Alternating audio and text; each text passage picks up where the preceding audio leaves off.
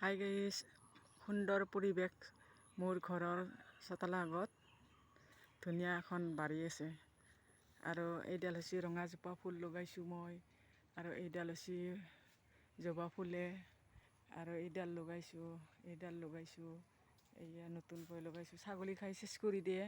আৰু ইয়ৰডাল লগাইছোঁ, আৰু ইফালে এইবিলাক ফুল লগাইছোঁ। এইবিলাক বহুত কষ্ট কৰোঁ।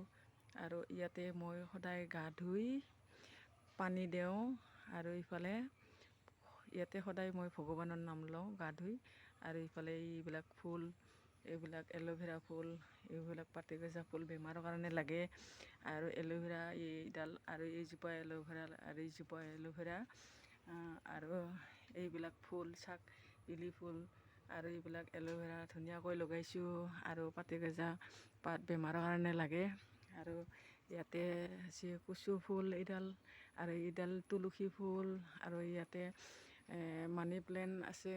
আৰু ইয়াতে এইডাল হৈছে অপৰাজিতা ফুল, আৰু এইডাল হৈছে তুলসী ফুল, এইডাল হৈছে কচু ফুল, আৰু এইডাল তুলসী ফুল, আৰু এইডাল হৈছে পাতেগজা পাত, এইফাল কচু ফুল, এই এল'ভেৰা, আৰু এইডালো এল'ভেৰা, আৰু এইজোপাও কচু ফুল।